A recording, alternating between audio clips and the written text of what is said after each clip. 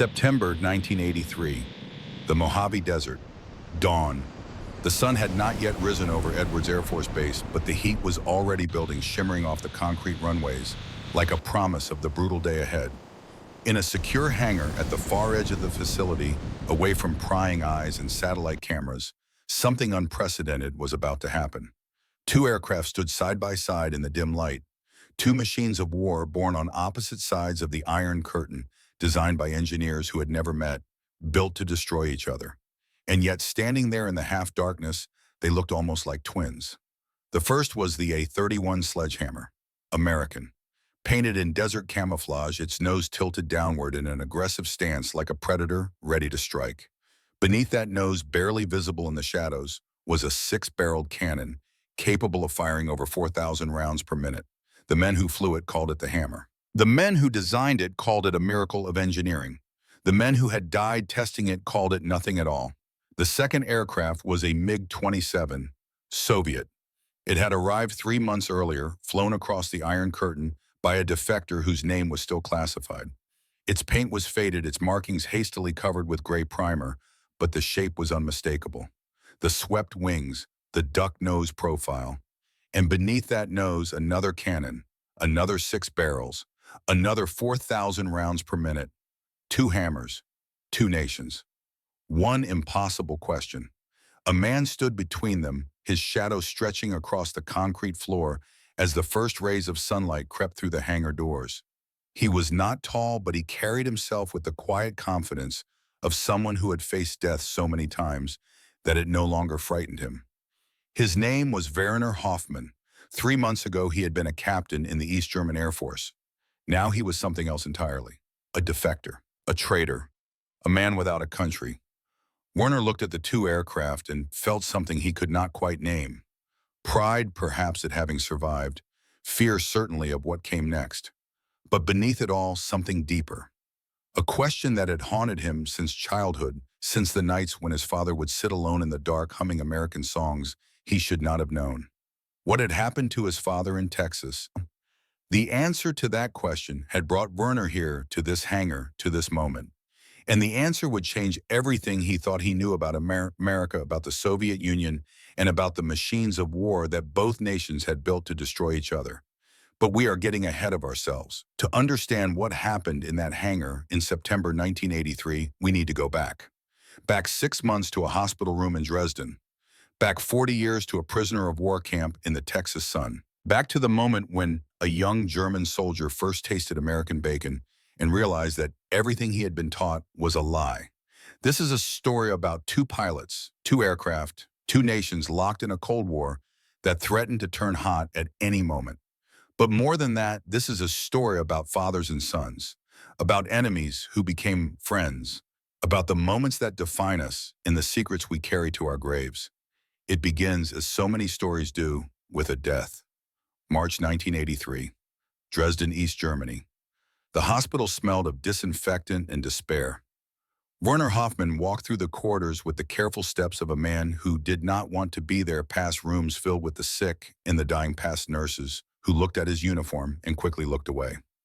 He was 34 years old, a decorated pilot in the East German Air Force, trusted by his commanders, feared by his subordinates. None of that mattered now. His father was dying. Heinrich Hoffmann lay in a narrow bed near the window, his face pale against the gray pillow, his eyes closed. He was 62 years old, but he looked older, much older. The stroke had come 3 days ago, sudden and devastating, leaving the left side of his body paralyzed and his speech slurred. The doctors said he might have weeks. They said he might have days. They said a lot of things that meant nothing. Werner sat down beside the bed and took his father's hand. It felt fragile, like holding a bird. He remembered when that hand had been strong, when it had lifted him onto horses and taught him to hold a rifle and pointed at the stars on clear summer nights. Now it trembled constantly, even in sleep. For a long time, Werner simply sat there listening to his father breathe. The afternoon light slanted through the window, casting long shadows across the floor. Outside, he could hear the sounds of the city, cars, voices, the distant rumble of a train. Ordinary sounds of an ordinary day, as if the world did not know that Heinrich Hoffmann was dying. Then his father opened his eyes. They were still sharp, those eyes, still blue, still carrying the weight of memories that Werner had never been allowed to share. Werner. The voice was weak, barely above a whisper, but Werner heard his name and leaned closer. I am here, Father. Heinrich's hand tightened around his son's fingers. Not much, just enough. There is something I need to tell you, something I should have told you years ago. Werner waited. In 34 years, his father had rarely spoken about the past, never about the war, never about what came after. There were photographs hidden in a drawer, medals tucked away in boxes, but whenever Werner asked about them, his father would change the subject or leave the room. The past was a closed door in the Hoffman household, locked and bolted and never to be opened. Until now. Heinrich's eyes drifted toward the window, toward the gray sky beyond. Do you know where I was during the war? After I was captured, Werner nodded slowly. He knew the basic facts. His father had served in the Afrika Korps under Rommel. He had been captured in Tunisia in 1943. He had spent the rest of the war as a prisoner. But the details, the specifics, the truth of what those years had meant, all of that remained hidden. They sent him to America, Heinrich said. His voice was stronger now, as if the memories were giving him strength. Texas, a place called Camp Hearn. Werner leaned closer. His father had never mentioned this, not once in 34 years. What was it like? Heinrich was quiet for a moment. When he spoke again, his voice carried something Werner had never heard before. Not sadness, not regret, something else. Something almost like longing. They fed us bacon for breakfast. Werner blinked. Of all the things that he had expected his father to say, this was not among them. Bacon. Heinrich nodded, a ghost of a smile crossing his face. Real bacon. American bacon. Thick slices cooked until they were crispy. And eggs. And toast with real butter. And coffee that actually tasted like coffee, not the garbage we had been drinking for years. His hand tightened again around Werner's fingers. You have to understand, Werner. We had been told things about the Americans. Terrible things. That they were barbarians. That they would torture us. That we would be lucky to survive. The propaganda was everywhere. In the newspapers, on the radio, in the speeches of the officers who sent us to die in the desert. Heinrich paused, gathering his strength. The first morning at Camp Hearn, they lined us up for breakfast. 3,000 German prisoners expecting the worst. And do you know what they gave us? He did not wait for Werner to answer. They gave us more food than we had seen in months. They gave us clean uniforms and clean beds and medicine for the sick. They treated us like human beings. Werner sat in silence, trying to process what he was hearing. His entire life he had been taught that America was the enemy, that capitalism was evil, that the West was a threat to everything good and decent in the world. And now his father was telling him that American soldiers had given German prisoners bacon and eggs and coffee. But Father Werner said slowly, they were still your captors. You were still a prisoner. Heinrich shook his head, wincing at the effort. You do not understand. There was a man, a rancher named Robert Mason. They sent some of us to work on his farm, picking cotton, mending fences. I thought he would treat us like slaves. What did he do? Heinrich's eyes grew distant, lost in memories, 40 years old. The first day we arrived, he walked out of his house with a cooler full of Coca-Cola. Cold bottles straight from the ice, and he handed one to each of us. To prisoners, to enemies, to men his own country was fighting against. Heinrich's voice cracked. He looked at us, standing there confused, holding those bottles like we did not know what to do with them. And he laughed. Not a cruel laugh, a kind laugh. And he said something I will never forget. What did he say? Heinrich met his son's eyes.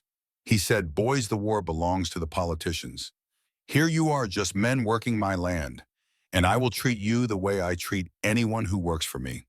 Fair. Werner sat back in his chair, his mind reeling. He had spent his entire career preparing to fight the Americans. He had trained to bomb their bases, to strafe their convoys, to shoot down their aircraft. And now his father was telling him that an American farmer had given him Coca-Cola and called him fair. In that moment, Heinrich said quietly, I realized that everything they had taught me about America was a lie. The room fell silent. Outside, the afternoon light was fading, the shadows growing longer. Werner could hear his own heartbeat loud in his ears. Why did you never tell me this? Heinrich closed his eyes. Because I was afraid. Because the Stasi was always watching. Because I thought if I told you the truth, you would do something foolish. Something that would get you killed. He opened his eyes again, and this time there were tears. "But I am dying now, Werner, and there is something I need to give you, something I have kept hidden for 40 years." With his good hand, Heinrich reached beneath his pillow. It took him a long moment, his fingers fumbling, his breath coming hard. But finally he pulled out a small piece of paper folded many times yellowed with age. Werner took it carefully as if it might crumble to dust in his hands. "What is this?" Heinrich's voice was barely a whisper now. "Robert Mason gave it to me the day I left Texas. He said if I ever needed a place to go, if my family ever needed help, his door would always be open." Werner unfolded the paper. Written in faded ink was an address, a ranch in Texas, a name he had never heard. "He kept his word," Heinrich said. "For 40 years he kept his word, and I was too afraid to use it." Heinrich reached up and touched his son's face with trembling fingers. "But you are braver than I was, Werner. You always have been. Promise me something, anything, Father. Promise me you will find out if the America I saw was real. Promise me you will see for yourself."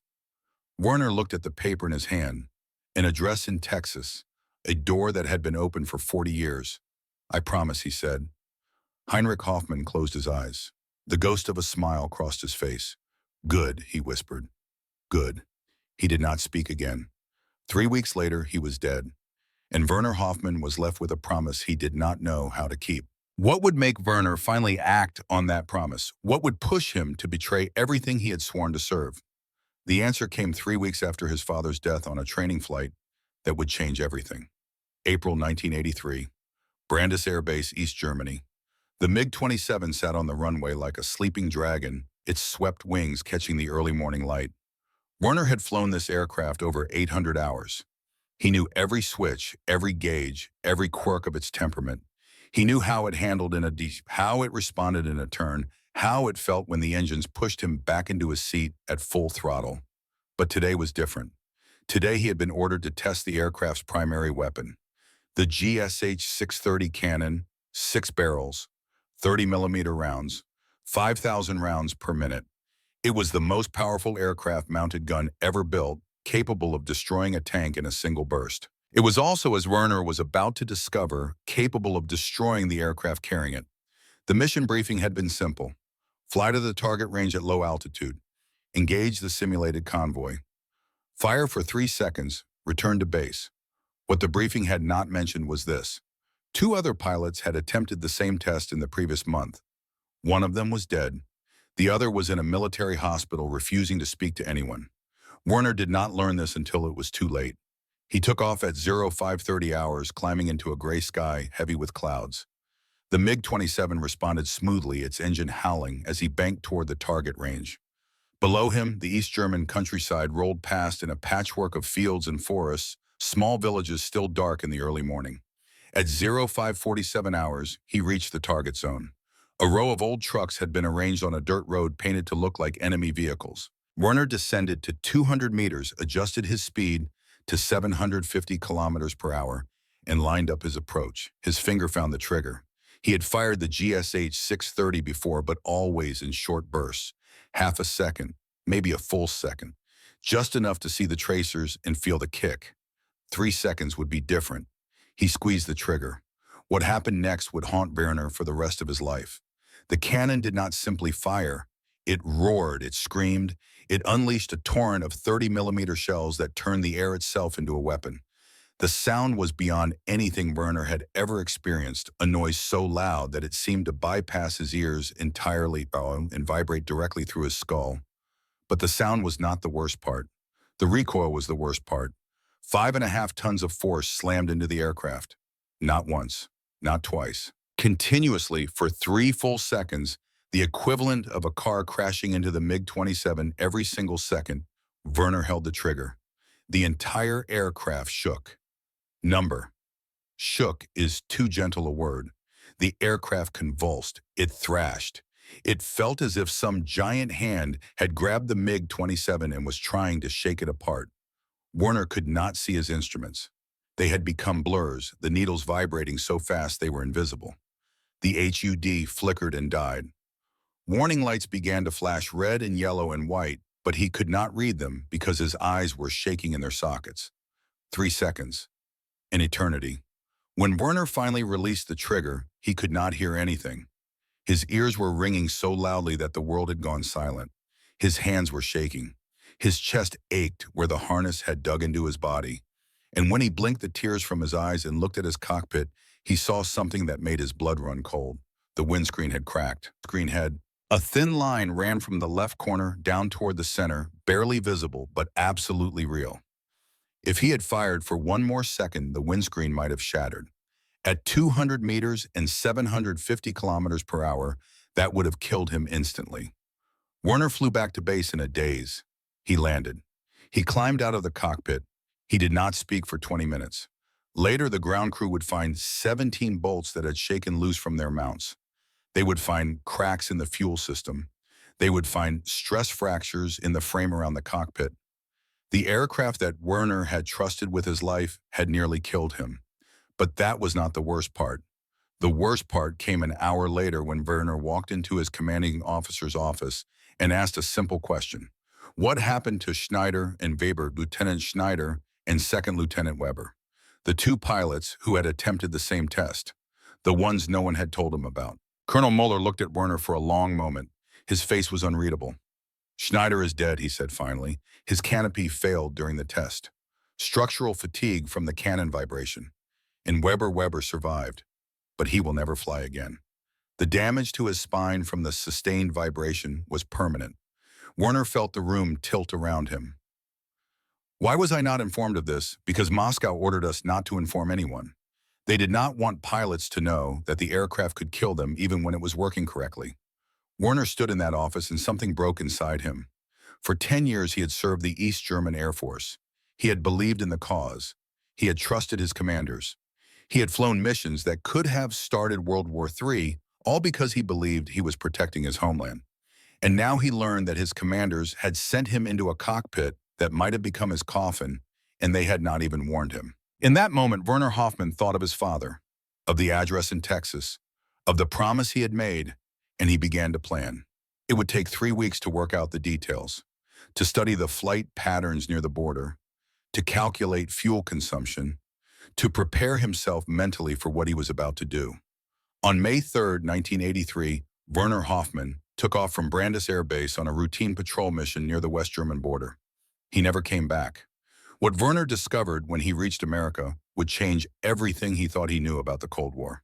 But that is a story for the next part of our journey, because waiting for Werner on the other side of the Iron Curtain was a man named Jack Morrison, an American pilot who had spent 15 years flying the A-31 Sledgehammer, a man who had sacrificed his marriage, his health, and very nearly his life to test an aircraft almost identical to the one Werner had just fled. And when these two men met, they would discover a truth that neither the Soviet Union nor the United States wanted the world to know, a truth about the machines they flew, about the nations they served, and about the price that ordinary men pay for the ambitions of those in power. But first, Werner had to survive the crossing. 8 minutes, that was all the time he needed. 8 minutes at 50 meters altitude, below the radar across the border that divided East from West, freedom from tyranny, everything Werner had known from everything he hoped to find. He made it in 7. When the NATO fighters intercepted him over West German airspace, Werner spoke the only English sentence he had practiced for weeks. I am Captain Werner Hoffmann of the East German Air Force. I am requesting political asylum. The American pilot who escorted him to the NATO base would later describe the look on Werner's face as something between terror and relief. He looked like a man who had just escaped from prison, the pilot would say. And in a way, I suppose he had. 3 months later, Werner Hoffmann would stand in a hangar at Edwards Air Force Base, looking at the aircraft he had betrayed his country to escape, standing beside its American twin. And beside him would stand Colonel Jack Morrison, the man who had spent 15 years learning to survive the sledgehammer's deadly embrace. 2 pilots, 2 hammers, 2 men about to discover that they had far more in common than either had ever imagined.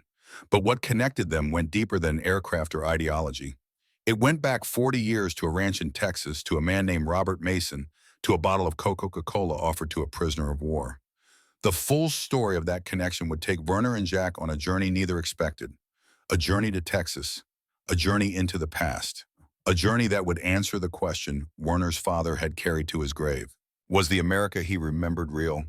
The answer would surprise them both. Edwards Air Force Base, September 1983. The debriefings lasted for weeks. Werner Hoffman sat in windowless rooms surrounded by men in suits who never gave their names, answering questions about everything he had ever known. They asked about Soviet radar systems, about East German command structures, about the locations of missile batteries and the frequencies of military communications. They asked about training procedures and pilot morale and the quality of food in the officers' mess. Werner answered everything. He had nothing left to hide. But the question they asked most often, the question that seemed to matter more than all the others combined, was always the same. Tell us about the cannon, the GSH-630, 6 barrels, 30 millimeters, the weapon that had nearly killed him, the weapon that had killed Schneider and crippled Weber, the weapon that the Soviet Union had mounted on an aircraft and called it Progress. Werner told them everything he knew. He told them about the recoil, about the vibration, about the way the entire aircraft seemed to tear itself apart every time the trigger was pulled. He told them about the stress fractures and the cracked canopies and the pilots who came back from training missions with blood in their urine from the internal damage caused by sustained cannon fire. The Americans listened. They took notes. They asked follow-up questions with the careful precision of men who already knew more than they were letting on. And then, on a morning in late September, they took Werner to a hangar he had never seen before. The hangar was at the far edge of the base, isolated from the other buildings, surrounded by fences, topped with razor wire. Armed guards stood at every entrance. Security cameras watched from every angle. Whatever was inside, the Americans did not want anyone to see it. Werner walked through the doors and stopped. 2 aircraft, side by side, one Soviet, one American. He recognized the MiG-27 immediately. It was his aircraft, the one he had flown across the border, now stripped of its markings and sitting under bright fluorescent lights like a patient on an operating table. The ground crews had been busy. Panels had been removed. Systems had been exposed. The aircraft that had carried Werner to freedom was being dissected piece by piece. But it was the second aircraft that made Werner's breath catch in his throat. It looked like the MiG-27's twin. The same aggressive stance, the same downward tilting nose, the same swept wings that could change position in flight. And beneath that nose, barely visible in the shadows, the same massive cannon. "This is the A-31 Sledgehammer," said a voice behind him. Werner turned. A man was walking toward him across the hangar floor, his boots echoing on the concrete. He was in his early 40s, with gray hair cut short and deep lines around his eyes that spoke of too many years squinting into the sun. He moved with the careful economy of someone whose body had been pushed too hard for too long. "I am Colonel Jack Morrison," the man said. "I have been flying that aircraft for 15 years. He stopped beside Werner and looked at the 2 machines standing side by side. "And I have a question for you, Captain Hoffman." "What question?" Jack Morrison turned to face Werner directly. His eyes were sharp, assessing but not hostile. There was something else there. Something that looked almost like recognition. "Does yours try to kill you every time you pull the trigger?" Werner stared at the American pilot. For a moment, he did not know how to respond. Then slowly he began to laugh. It was not a happy laugh. It was the laugh of a man who had just discovered that his worst nightmare was shared by someone on the other side of the world. "Yes," Werner said. "Every single time."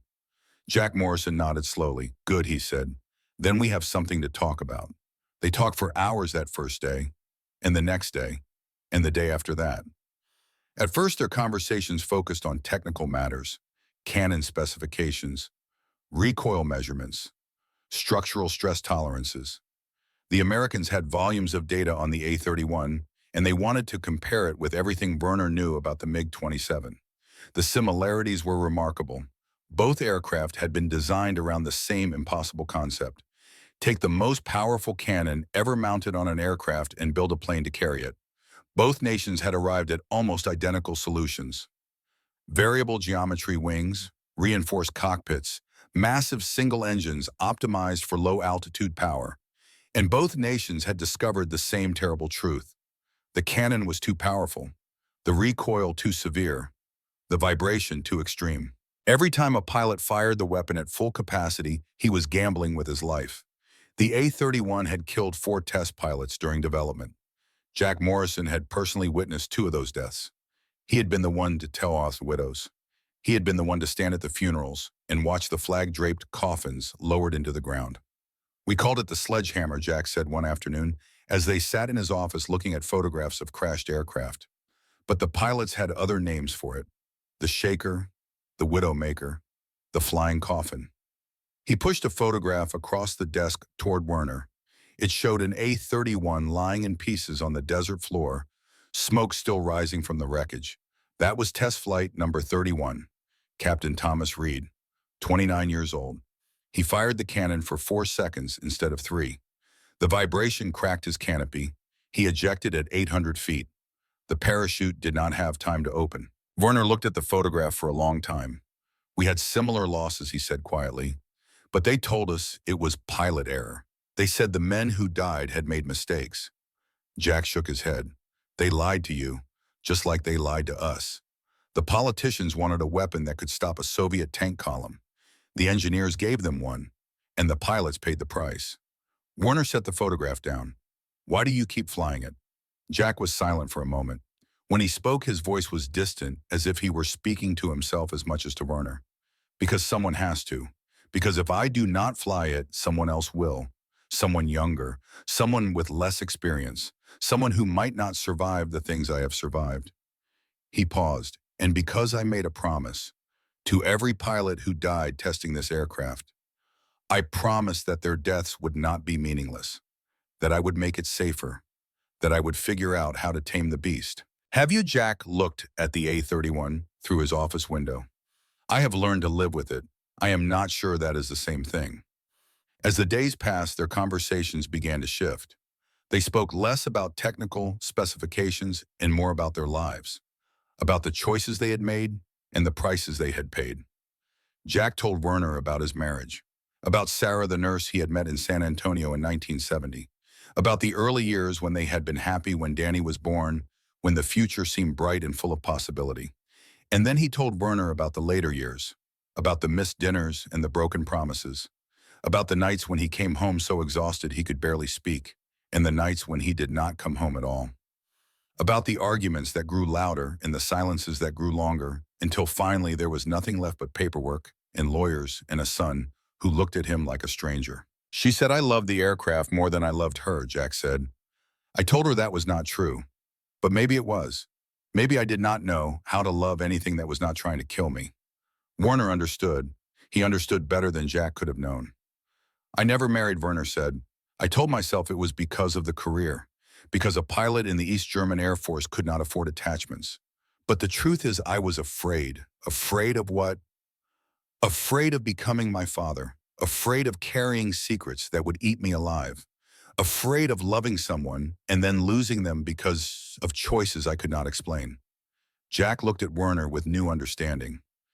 "Your father, you mentioned him during the debriefings, something about Texas." Werner nodded slowly. This was the story he had been waiting to tell, the story that had brought him across the Iron Curtain, the story that connected everything. "My father was a prisoner of war," Werner said. "Africa Corps. Captured in Tunisia in 1943. They sent him to a camp in Texas, a place called Camp Hearn." Jack leaned forward slightly. "I have heard of it. They held German prisoners there during the war. Thousands of them. My father spent almost 3 years there, and when he came home, he was a different man. Not broken, changed. He would never talk about what happened, but sometimes late at night I would hear him singing American songs, and sometimes I would see him staring at advertisements for Coca-Cola with a look on his face that I could not understand." Jack was silent, listening. 3 weeks before my father died," Werner continued, "he finally told me the truth. He told me about a rancher named Robert Mason who had treated him with kindness, who had given him Coca-Cola on a hot day, who had looked at him not as an enemy, but as a man." Werner reached into his pocket and pulled out a piece of paper folded many times, yellowed with age. "Before my father was sent back to Germany, Robert Mason gave him this, an address, his ranch in Texas. Mason told my father that if he or his family ever needed a place to go, the door would always be open." He handed the paper to Jack, who unfolded it carefully. "My father kept this for 40 years, Werner said. 40 years under a regime that would have imprisoned him for having it. 40 years of hiding and lying and pretending that America was the enemy. And on his deathbed, he gave it to me and made me promise that I would find out if the America he remembered was real. Jack looked at the address written in faded ink. Is this why you defected? Werner shook his head. I defected because I was tired of being lied to. I defected because they sent me to fly a machine that nearly killed me and did not bother to warn me. But I came to America because of my father, because I made him a promise. He met Jack's eyes. I want to go to Texas. I want to find this ranch. I want to know if Robert Mason kept his word. Jack was quiet for a long moment, looking at the paper in his hands. When he finally spoke, his voice was soft. I lost my family because I was too busy flying an aircraft to be a husband or a father. I have spent 15 years trying to tame a machine that does not want to be tamed. And the only thing I know for certain is that I am tired. Tired of the Cold War, tired of the politics, tired of watching good men die for weapons that should never have been built. He handed the paper back to Werner. I will take you to Texas. I will help you find this ranch. Maybe if I help you keep your promise to your father, it will make up for some of the promises I broke to my own family. Werner took the paper and held it carefully. Why would you do this? Jack stood up and walked to the window. Outside, the desert stretched toward the horizon, empty and vast and ancient. Because I need to believe that something good can come from all of this. From the aircraft, from the Cold War, from the years I have lost. I need to believe that there is a reason for everything we have sacrificed. He turned back to Werner. And maybe your father found that reason 40 years ago in Texas. Maybe Robert Mason showed him something that we have all forgotten. Something about what America is supposed to be. They left Edwards Air Force Base 3 weeks later. The CIA was not happy about it. They wanted Werner to remain on the base available for additional debriefings safely contained within their security perimeter. But Jack Morrison had accumulated enough favors over 15 years to call in a few. And when he told his superiors that the defector needed to see the country he had risked his life to reach, they eventually agreed. Jack borrowed a pickup truck from a friend. Dark blue dented with Texas plates and a gun rack in the back window. They drove out of California on a Tuesday morning, heading east across the desert, leaving the world of aircraft and secrets and Cold War politics behind them. For the first hour, neither man spoke. They simply watched the landscape roll past. The brown hills of the Mojave, the distant mountains shimmering in the heat, the endless ribbon of highway stretching toward the horizon. Then Werner Rard said something that broke the silence. It is bigger than I imagined. What is America? In East Germany, they showed us photographs, cities, factories, highways full of cars. But the photographs did not show this. He gestured at the emptiness around them, the space, the openness. In Germany, everything is close together. Towns and villages and farms all pressed against each other. Here there is nothing, just land, just sky. Jack nodded. Texas will be even bigger, flatter. You can drive for hours and see nothing but grass and cattle. Some people find it boring. I find it peaceful. They crossed into Arizona that afternoon, then New Mexico the next day. They stayed in small motels with neon signs and vending machines, ate at diners with laminated menus and waitresses who called everyone honey. Werner ordered coffee at every stop, amazed by how much they gave him for so little money. In East Germany, Jack asked, what did they tell you about ordinary Americans? Werner stirred his coffee, watching the cream swirl.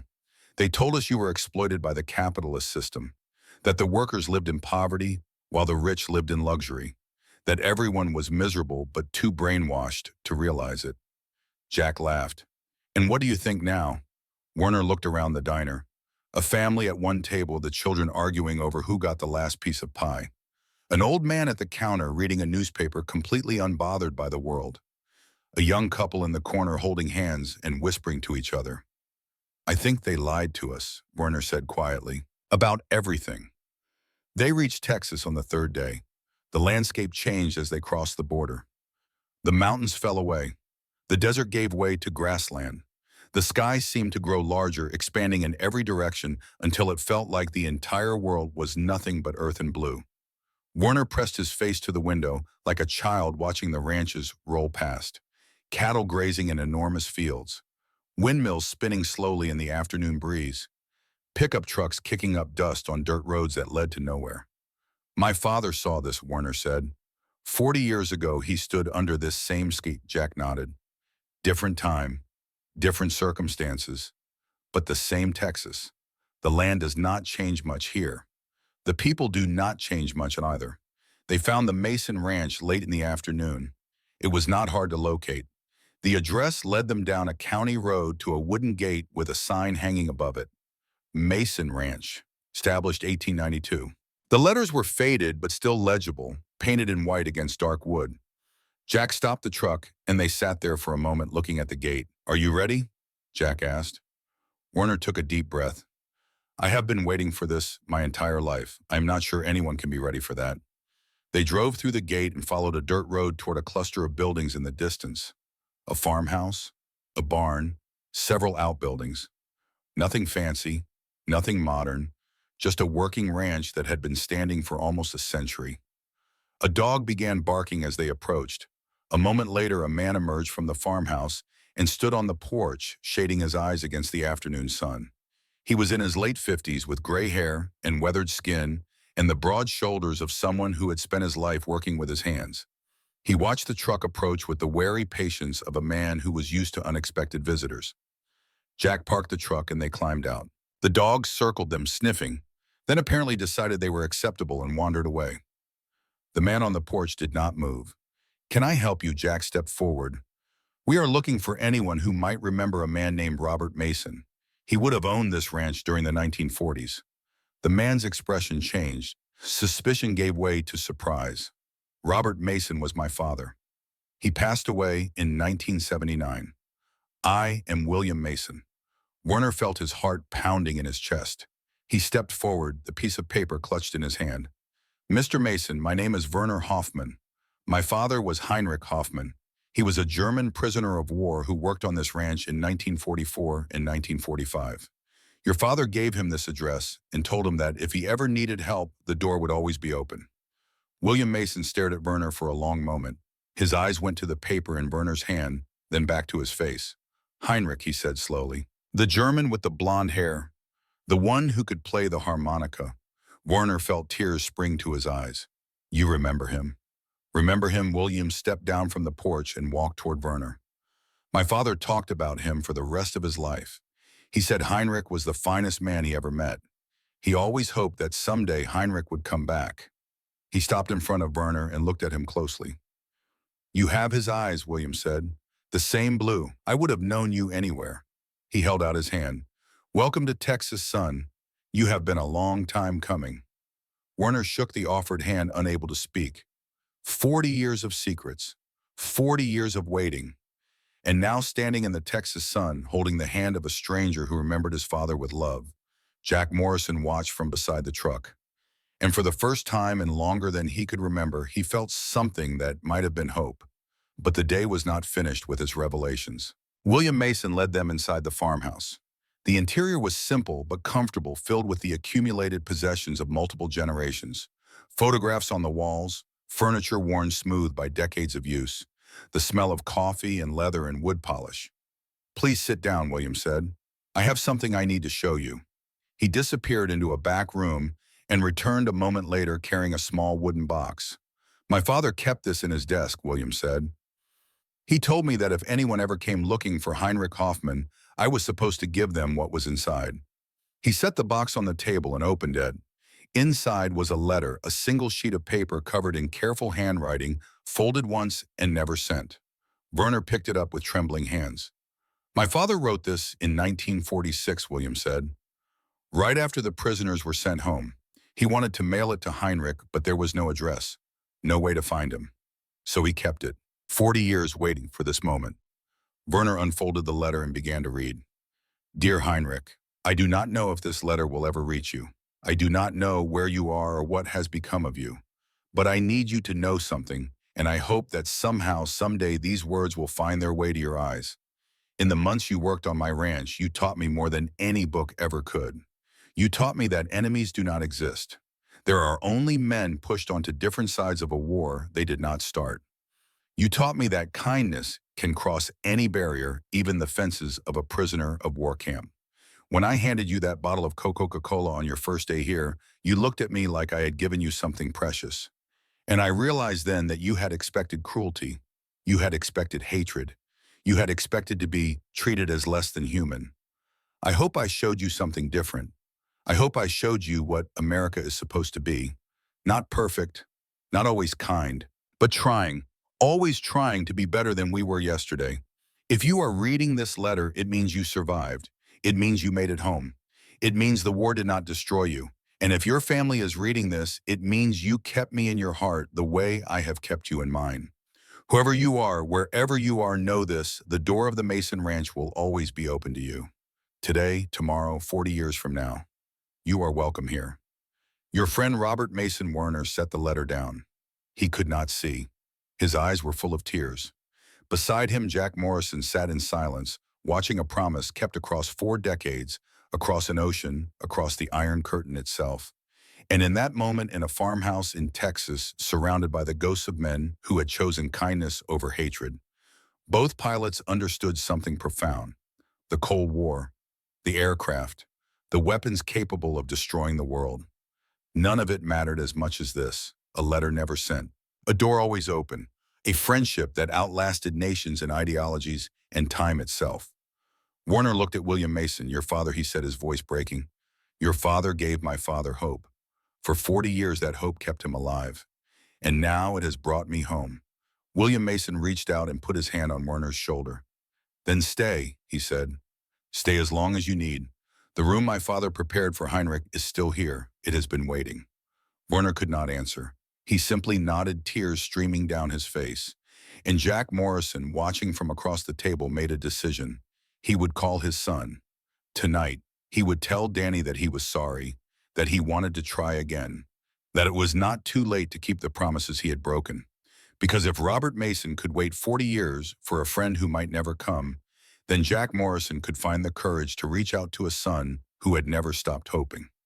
The sun was setting over the Texas prairie. The sky had turned gold and red and purple colors so vivid they seemed painted by hand. Werner and Jack stood on the porch of the Mason farmhouse, watching the light fade, saying nothing. They had come looking for answers. They had found something better. They had found proof that kindness endures, that promises matter, that even in a world of hammers and sickles, of missiles and cannons, of ideologies that demanded hatred, there were still men like Robert Mason. Men who handed bottles of Coca-Cola to prisoners and called them friends. Men who wrote letters that waited 40 years to be read. Men who kept their doors open just in case someone needed a place to come home to. The Cold War would end in a few years. The Berlin Wall would fall. The Soviet Union would collapse. The aircraft that Werner and Jack had risked their lives to fly would be retired to museums, relics of a conflict that had threatened to destroy the world. But the letter from Robert Mason would remain. Folded, carefully preserved in its wooden box, passed down through generations as a reminder of what America could be when it chose to be its best self. And Werner Hoffman, the defector who had crossed the Iron Curtain, looking for his father's truth, would finally understand what Heinrich had discovered in a prisoner of war camp 40 years before. America was not perfect. It had never been perfect. But in its finest moments, in men like Robert Mason and places like this Texas ranch, it came close. Close enough to change a life. Close enough to heal a wound that had festered for 4 decades. Close enough to bring 2 pilots from opposite sides of the world together in a farmhouse kitchen, reading a letter that proved that some promises are worth keeping, no matter how long it takes. Texas, October 1983. Werner Hoffman stayed at the Mason Ranch for 2 weeks. He slept in the room that Robert Mason had prepared for German prisoners 40 years before. It was a simple room with a narrow bed and a wooden dresser and a window that looked out over the prairie. On the wall hung a photograph of Robert Mason standing with a group of young men in worn clothes, all of them smiling, despite the circumstances that had brought them together. Werner recognized his father immediately. Third from the left, taller than the others. That same serious expression that Werner remembered from childhood, but with something else beneath it. Something that looked almost like peace. Every morning, Werner woke before dawn and walked the land. He followed the paths his father had walked. He touched the fences his father had mended. He stood in the cotton fields where his father had worked under the Texas sun, a prisoner in a foreign land who had somehow found freedom in the most unexpected place. William Mason walked with him sometimes. They did not talk much. There was no need. The land spoke for itself, the wind through the grass, the cattle lowing in the distance, the enormous sky that seemed to stretch forever in every direction. This is what my father remembered, Wertner said one morning. This is what kept him alive. William nodded slowly. My father used to say that Heinrich was different from the other prisoners. Most of them just wanted to survive. Heinrich wanted to understand. He asked questions about everything, how the ranch worked, why we did things the way we did, what America meant to ordinary people like us. What did your father tell him? William smiled. He told him the truth, that America was not perfect, that we had our problems, our prejudices, our failures, but that we were always trying to get better, that the promise of this country was not what it was, but what it could become. He looked out over the prairie. I think that is what Heinrich took home with him, not the bacon or the Coca-Cola or the comfortable beds. The idea that a country could be defined not by its past, but by its hopes for the future. Werner thought about this for a long time. In East Germany, he said, finally they defined us by our past, by the war, by the crimes of our fathers and grandfathers. They told us we could never escape it, that we would always be guilty, that the only way forward was to submit to the state and let them decide what we could become. He shook his head, but my father never believed that. Even when he pretended to. Even when he said all the right things and attended all the right meetings and flew all the right flags. Inside, he was still the man who had stood in this field and learned that the future could be different from the past. William put his hand on Werner's shoulder. Then his hope was not wasted. Because here you are, standing where he stood, free. Werner felt tears prick his eyes. He had cried more in the past 2 weeks than in the previous 34 years of his life. But these were not tears of sadness. They were tears of release, of letting go of burdens he had carried so long he had forgotten they were there. Yes, he said, free. Jack Morrison spent those 2 weeks differently. He stayed at a motel in the nearby town, giving Werner space to process everything that had happened. But he was not idle. Every evening he sat in his small room and stared at the telephone, working up the courage to make a call he had been avoiding for years. On the third night, he finally dialed the number. The phone rang 4 times. 5. Jack was about to hang up when a voice answered. Hello. It was Sarah, his ex-wife. Her voice was older now, tired but still familiar. Still the voice of the woman he had loved and failed. Sarah, it is Jack. Silence on the other end. Then carefully, cautiously. Jack, it has been a long time, I know. I know it has. He gripped the phone tighter, searching for words that would not come. I am in Texas, working on something. And I have been thinking. About us. About Danny. About everything I did wrong. More silence. Jack could hear Sarah breathing. Could imagine her sitting in the kitchen of the house they had once shared, the house where Danny had taken his first steps. The house Jack had abandoned for the sky. What do you want, Jack? I want to talk to Danny. I want to tell him I am sorry. I want to try to be his father again if he will let me. Sarah was quiet for a long moment. He is 12 now, Jack. He barely remembers what you look like. The words hit like a punch to the chest. Jack closed his eyes. I know I have missed so much, but I do not want to miss any more. Please, Sarah, just let me talk to him. Another pause. Then the sound of movement of the phone being set down, of footsteps walking away. Jack waited, his heart pounding his palms, sweating. Then a new voice. Young, uncertain. Dad, Danny. It was Danny, his son. The boy he had held in his arms 12 years ago. The boy he had watched take his first steps. The boy whose birthdays and baseball games and school plays he had missed because there was always another test flight, always another mission, always another reason to choose the aircraft over his family. Danny, it is me. It is Dad. Silence. Jack could feel his son's hesitation, could sense the years of disappointment and abandonment hanging between them like a wall. I know I have not been there, Jack said, the words tumbling out before he could stop them. I know I have missed everything. I know you have every reason to hate me, but I am calling because I want to change. I want to be your father, not just in name, but for real. If you will give me a chance. More silence. Jack felt his hope draining away. He had waited too long, done too much damage. Some wounds could not be healed. Then Danny spoke. Mom says you fly airplanes, special airplanes that nobody else can fly. Jack blinked. Yes, that is what I do. Is that why you were never home? Because you were flying? Jack thought about how to answer. He could lie, he could make excuses, he could blame the Air Force or the Cold War or national security.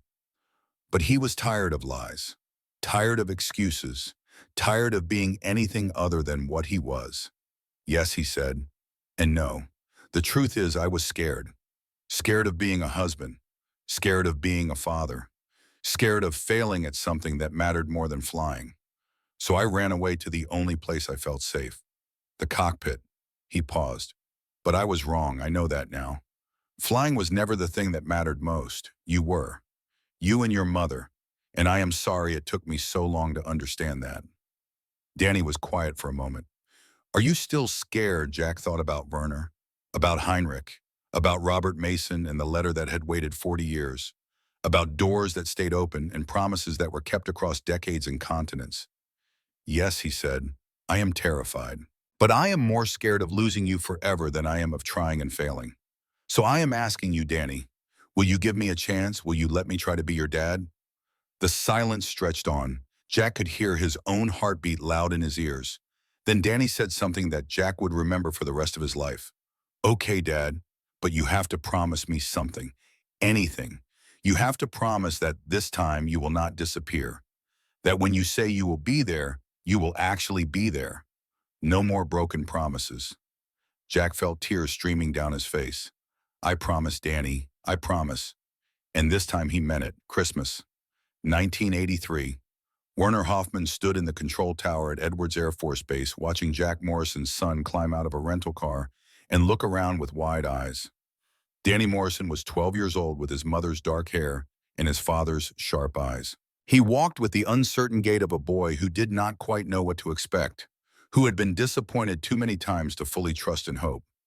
Jack met him at the edge of the tarmac. For a moment, father and son just looked at each other. Then Jack knelt down, putting himself at eye level with Danny. Thank you for coming, Jack said. Danny nodded, still uncertain. Mom said you wanted to show me where you work. I do. But more than that, I wanted to show you why I was gone so much. Why I chose this over being home with you and your mother. He stood up and gestured toward the hangar. Come with me. There is something I want you to see. Werner watched from the tower as Jack led his son across the tarmac. They walked slowly, Jack pointing at various aircraft, explaining what they did and why they mattered. Danny listened, his uncertainty gradually giving way to curiosity. When they reached the hangar where the A-31 sledgehammer was stored, Jack paused. What I am about to show you is classified, he said. That means you cannot tell anyone about it. Not your friends, not your teachers, not even your mom unless I say it is okay. Can you keep a secret? Danny nodded solemnly. I can keep a secret. Jack opened the hangar door. The A-31 sat in the center of the space, illuminated by harsh fluorescent lights. Even at rest, it looked dangerous, the aggressive stance, the downward tilting nose, the massive cannon barely visible in the shadows beneath. Danny stopped in his tracks, his eyes wide. Is that your airplane? Jack nodded. That is the A-31 sledgehammer. I have been flying it for 15 years. Danny walked toward the aircraft slowly, as if approaching a sleeping predator. He reached out and touched the metal skin, then pulled his hand back quickly. It is cold. Metal is always cold, even in the desert. Danny looked up at his father. Is it dangerous? Jack considered how to answer. He could soften the truth. He could make it sound safer than it was. But he had promised no more lies. Yes, he said, it is very dangerous. Every time I fly it, there is a chance I might not come back. Danny's face went pale. Then why do you do it? Jack knelt down again, putting himself at eye level with his son.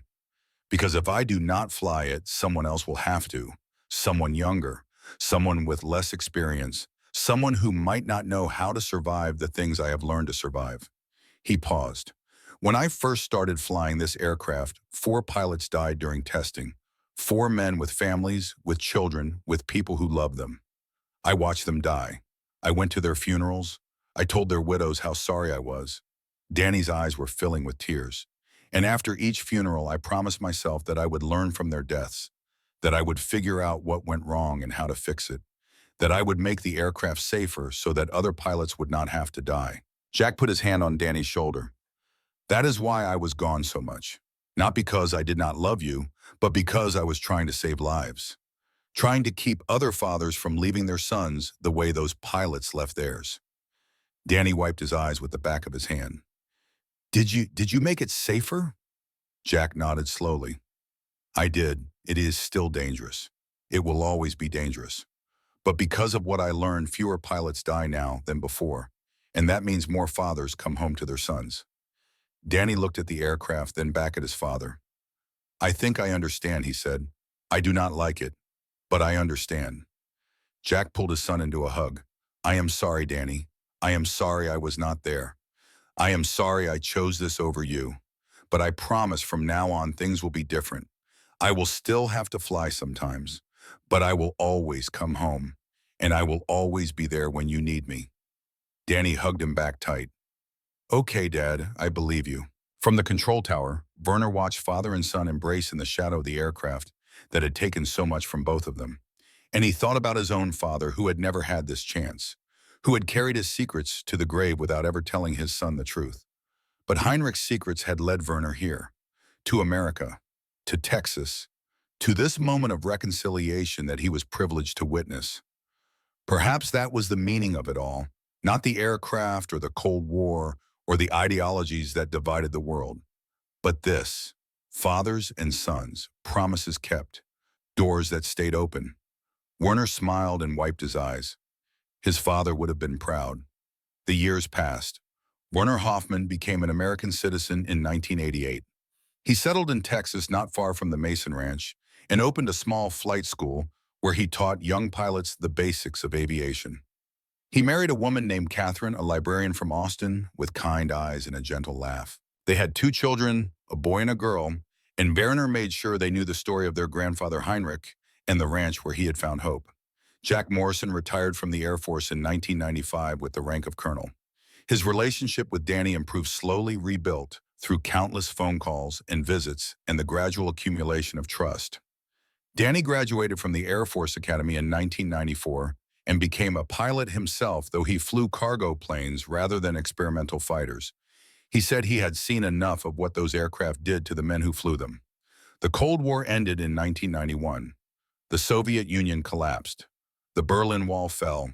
The world that Werner and Jack had spent their lives preparing to fight over simply ceased to exist, replaced by something new and uncertain and full of possibility.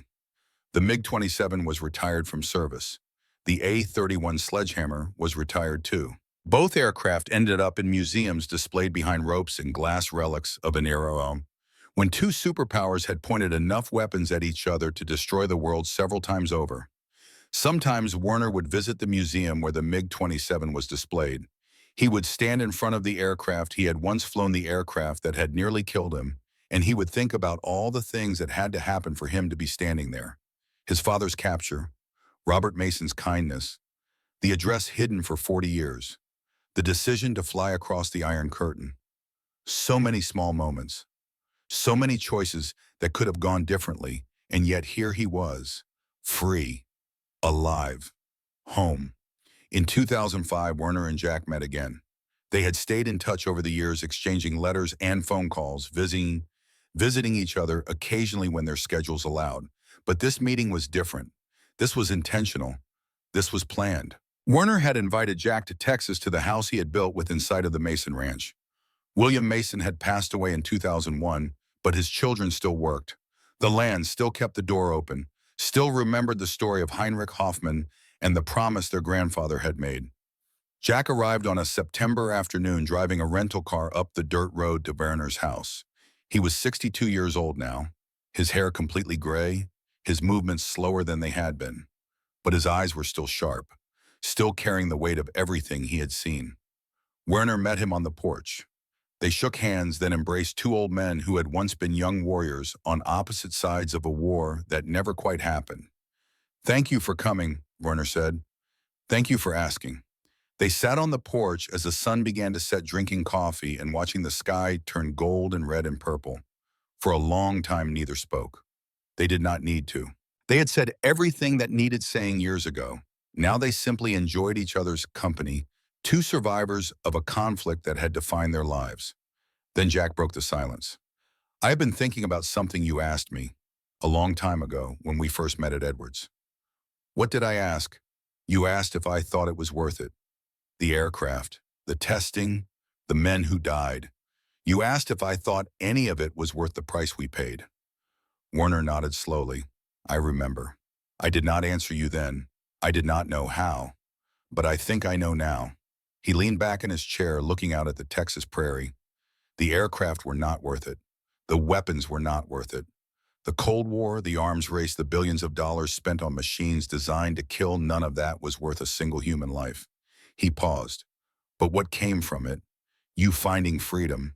Me finding my son again. Your father finding hope in a prisoner of war camp. Robert Mason proving that kindness can survive even in the middle of war. Those things were worth it. He turned to look at Werner. Sometimes terrible things lead to beautiful things. That does not make the terrible things good, but it means we can find meaning in them.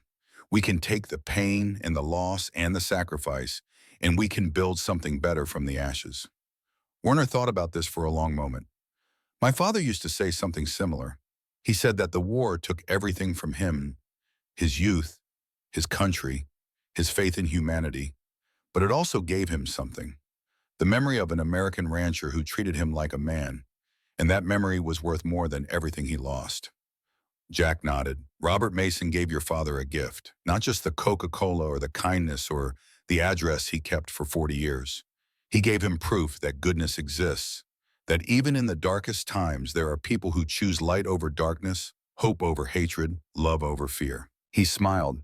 And your father passed that gift to you, and you passed it to me, and I passed it to my son. And so it goes on from generation to generation. One act of kindness rippling outward through time. Werner reached into his pocket and pulled out the letter. Robert Mason's letter, the one that had waited 40 years to be read. He had kept it close ever since William Mason gave it to him in 1983.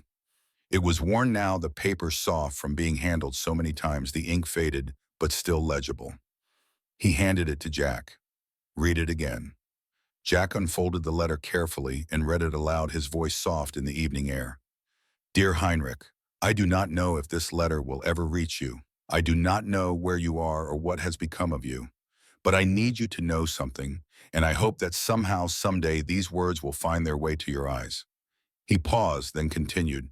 In the months you worked on my ranch, you taught me more than any book ever could. You taught me that enemies do not exist. There are only men pushed onto different sides of a war they did not start. You taught me that kindness can cross any barrier, even the fences of a prisoner of war camp. Jack's voice grew thick with emotion. When I handed you that bottle of Coca-Cola on your first day here, you looked at me like I had given you something precious. And I realized then that you had expected cruelty. You had expected hatred. You had expected to be treated as less than human. I hope I showed you something different. I hope I showed you what America is supposed to be. Not perfect, not always kind, but trying. Always trying to be better than we were yesterday. He finished the letter in silence, then folded it carefully and handed it back to Werner. That is what America is supposed to be, Jack said. Not the politicians or the generals or the aircraft or the bombs. This, a rancher giving Coca-Cola to prisoners, a door that stays open for 40 years, a promise kept across oceans and decades and ideologies. Werner tucked the letter back into his pocket. Do you think we will ever get there? To the America Robert Mason believed in. Jack shrugged. I do not know. Some days I think we are closer than ever. Other days I think we have never been further away. But I know this much, as long as there are people like Robert Mason, people who choose kindness when they could choose hatred, there is hope, he looked at Werner. And as long as there are people like your father, people who carry that kindness in their hearts, even when the world tells them to forget it, that hope will never die. The sun had set now. The sky was dark, filled with stars that stretched from horizon to horizon. Werner and Jack sat in silence, two old men at the end of a long journey, watching the universe spin slowly overhead. There was nothing left to say, nothing left to prove. They had found what they were looking for. Not in the aircraft they had flown, or the wars they had prepared to fight, but in this. A porch in Texas, A letter from a dead man, a friendship forged across the Iron Curtain. Werner thought about his father, about the young soldier who had stumbled off a train in Texas expecting brutality, finding kindness, about the old man who had lain in a hospital bed in Dresden, finally sharing the secret he had carried for 40 years, about the hope that had sustained him through decades of living under a regime that demanded he hate the country that had shown him love. Heinrich Hoffmann had never returned to Texas. He had never seen Robert Mason again. He had died without knowing if the America he remembered still existed. But his son had made the journey for him. His son had found the ranch, read the letter, met the family that had kept the door open. His son had discovered that the America Heinrich remembered was real. And now Werner sat on his own porch on land he owned, in a country he had chosen, watching the same stars his father had watched 40 years before. The circle was complete. Jack stood up slowly, his joints creaking. "I should go," he said. "Long drive back to the hotel." Werner stood too. "You could stay here. The guest room is always ready." Jack shook his head. "Thank you, but no. I want to call Danny before it gets too late. I promised I would check in every day while I was traveling." Werner smiled. "You kept your promise. I am trying. Every day, I am trying." They shook hands again, then embraced one more time. "Thank you," Jack, Werner said, "for everything. Thank you, Werner, for showing me that it is never too late to change." Jack walked to his car, then paused and looked back. "Same time next year," Werner nodded. "Same time next year." Jack drove away, his taillights disappearing down the dirt road. Werner watched until they were gone, then turned and went inside. On the mantel beside photographs of his wife and children stood the wooden box that had held Robert Mason's letter. Werner opened it and looked inside. The letter was not alone anymore. Beside it lay other treasures. A photograph of Heinrich Hoffmann standing with Robert Mason in 1945. A bottle cap from a Coca-Cola bottle saved for 40 years. A patch from Werner's East German flight suit, the last remnant of the life he had left behind. And a new addition, a photograph taken just last year. Werner, Jack, and their families standing together in front of the Mason Ranch. 3 generations connected by a story that had begun in a prisoner of war camp and ended here in the Texas sun. Werner closed the box and set it back on the mantel. Outside, the Texas wind was blowing, carrying the smell of grass and cattle and the distant promise of rain.